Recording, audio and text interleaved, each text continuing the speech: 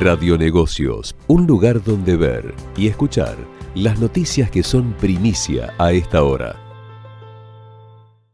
Bueno, muy bien, seguimos en nuestro programa y hoy vamos a charlar en un ratito nada más con la licenciada, la profesora psicóloga de psicología de la Universidad Austral, Lucía Alba, porque por primera vez un equipo argentino estudió cómo el cerebro hispanoparlante entiende el sarcasmo. Y se lo voy a preguntar a Lucía Alba, que está del otro lado de la pantalla. ¿Cómo te va? Hola, ¿qué tal, Alberto? ¿Cómo estás? Un gusto. Gracias, gracias por atendernos.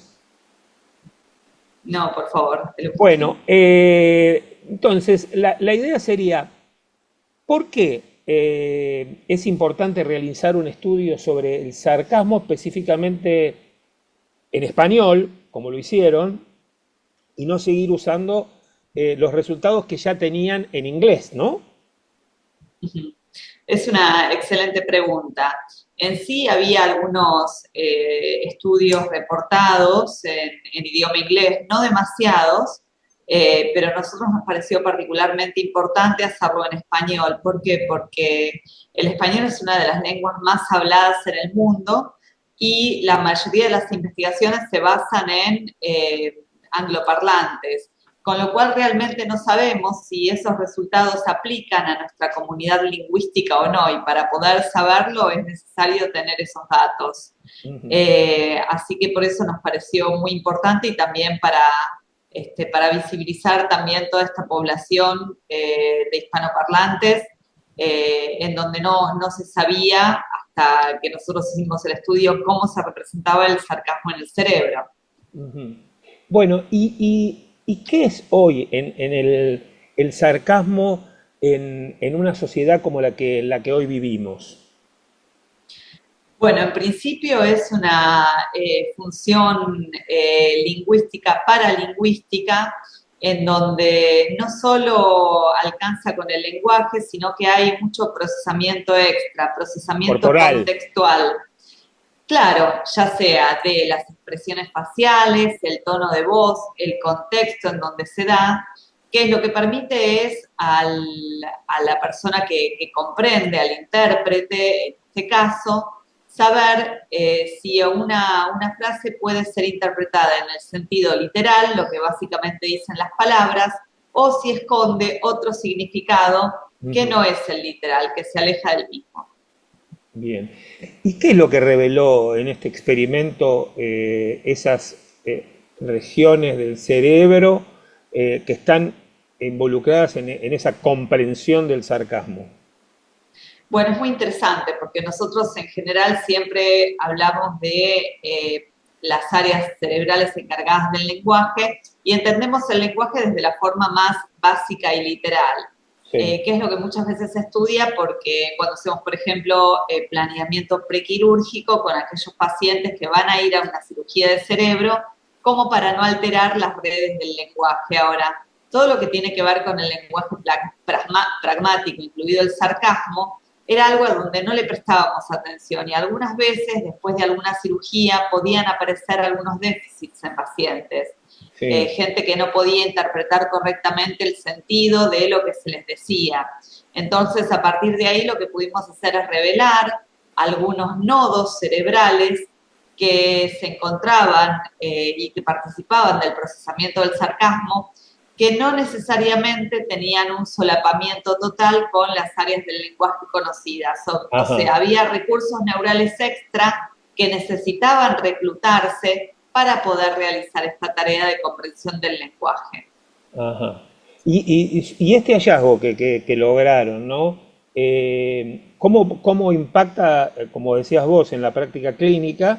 ¿Y cuáles son los casos? Pues, ¿qué condiciones de caso hay? Por ejemplo, ¿el tema del autismo puede estar relacionado?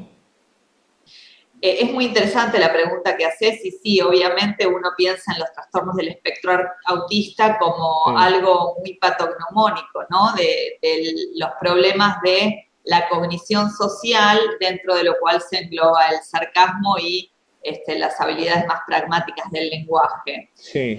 Sin embargo, nosotros este estudio en particular lo hicimos pensando en nuestros pacientes con epilepsia refractaria. Ajá. Epilepsia que no responde al tratamiento con la medicación habitual y que por eso tienen que ir a una cirugía. Lo que nos va a permitir esto es poder hacer un planeamiento quirúrgico más refinado, como para saber qué áreas son importantes, qué nodos son importantes para esta función y tratar de evitar dañarlos durante la cirugía.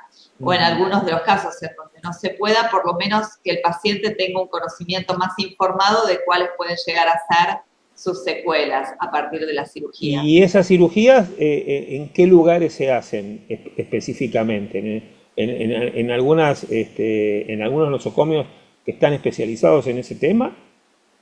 Sí, nosotros trabajamos desde hace muchísimos años en el Hospital El Cruce del Florencio Varela, Sí. Que tiene un centro de epileptología, que es un centro de referencia de todo el país. Así que inclusive tenemos pacientes de otros lugares de Latinoamérica que vienen a atenderse allí. Son prácticas de alta complejidad, no se hacen en cualquier lugar. Claro.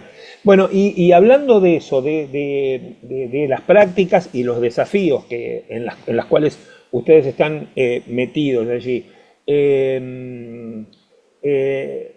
¿esto es un experimento de neuroimagen o tiene particularidades especiales? Nosotros básicamente lo que hicimos es un estudio de neuroimágenes. Usamos resonancia magnética funcional, que es una técnica no invasiva, Sí. que nos permite ver qué áreas del cerebro se activan cuando un participante hace determinada tarea. En este caso, mientras nosotros escaneábamos a los pacientes, les hacíamos hacer una tarea de comprensión del sarcasmo y ellos tenían que responder. Por ejemplo, y ahí veíamos... dale un ejemplo a la gente que nos está escuchando tal vez en este momento en el auto. Las que nos está viendo, bueno, nos está viendo a través de las redes sociales, pero las que nos están escuchando en el auto, ¿qué ejemplo le podrías dar para entender un poco más en este momento el tipo que está volviendo a casa manejando en el auto? Por ejemplo, nosotros lo que presentábamos eran viñetas de historieta. Entonces, en una viñeta se veía una mujer con un paraguas abajo de una tormenta espantosa y la mujer decía, lindo día para pasear. Claro. Obviamente estaba queriendo decir que no era un lindo día para pasear. Claro.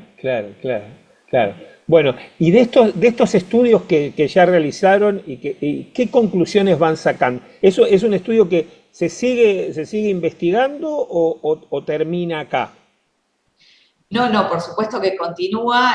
Nuestro objetivo es refinar cada vez más el estudio del lenguaje, algunas funciones o unas subfunciones de este dominio cognitivo tan importante como para poder hacer mejores modelos y poder de alguna forma ofrecer un mejor tratamiento a estos pacientes que van a cirugía, pero también tiene otras utilidades. Por ejemplo, con todo lo que es el desarrollo de la inteligencia artificial y con estos algoritmos computacionales, muchas veces las computadoras justamente fallaban, o hasta hace poco, en poder detectar este tipo de información. Cuando algo estaba dicho en forma de chiste, en forma sarcástico, si nosotros podemos brindar algún conocimiento desde la experiencia humana que ayude a mejorar esos algoritmos para que las herramientas que tenemos actualmente en computación puedan entender mejor lo que es el sarcasmo y puedan decodificarlo mejor,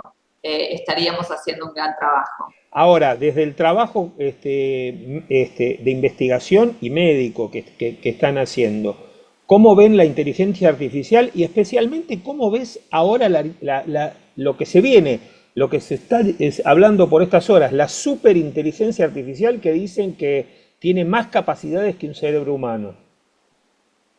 Bueno, es un debate que realmente da para hablar largo y tendido.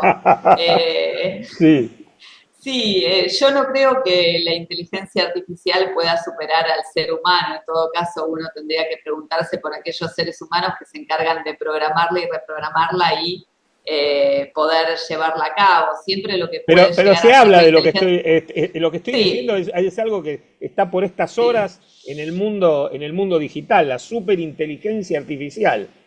En todo caso, lo que podremos Me hacer da es miedo, mejorar ¿viste?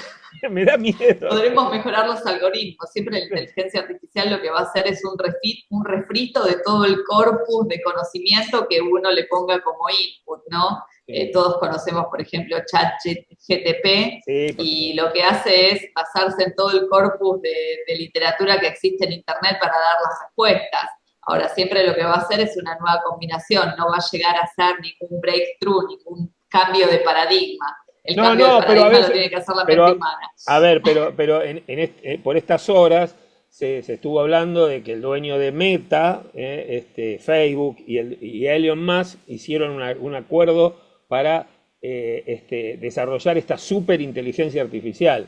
Entonces, te pregunto a vos como licenciada, como profesora, como médica, como investigadora, ¿a qué puede llegar, ¿no? Esa superinteligencia artificial ¿podrá superar el cerebro humano?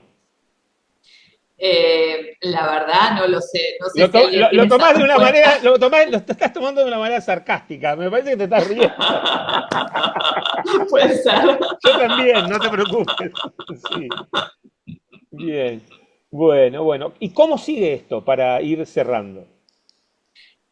Bueno, obviamente que lo que queremos hacer es refinar este modelo, poder hacer estas mismas tareas de codificación del sarcasmo en nuestros pacientes, no solo antes de la cirugía, sino después, para ver qué pasa en estos pacientes cuando esas vías que sirven para la comprensión del sarcasmo son interrumpidas por una cirugía, y si el cerebro, mediante sus mecanismos de plasticidad cerebral, puede llegar a enmendar esa función, hacer un bypass, y aún así, aunque esas vías estén interrumpidas, poder decodificar el sarcasmo o Claro, no.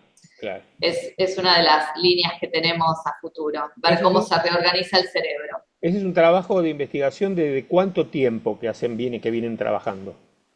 La verdad es que hace muchísimo tiempo. Este estudio en particular lo comenzamos hace 3 años, pero en estas líneas de investigación con epilepsia refractaria venimos trabajando desde el 2017 y Ujú. pensamos seguir en esto, así que hay Ahora, muchísimo todavía para ahora investigar. Lucía, la pandemia influyó en algo de todas estas investigaciones que estuvieron haciendo. Eh, bueno, a nosotros sí nos perjudicó bastante porque se nos complicó mucho la recolección de datos durante la pandemia. Claro. Si vos te referís a nivel poblacional, si hubo alguna alteración en la gente en Sí, general, sí, en sí. la decodificación del sarcasmo, no tengo datos que puedan respaldar esa afirmación, no lo sé, lo desconozco. Está bien, eso tal vez el tiempo lo dirá. Lucía, te agradecemos muchísimo este contacto con nuestro programa y queríamos dar cuenta y poder hablar de estos temas que muchas veces no se hablan en la tele, en la radiofonía y bueno, y agradecerte este momento. Bueno, muchísimas gracias a vos, Alberto, ha sido un honor. Seguinos en www.radionegocios.com.ar.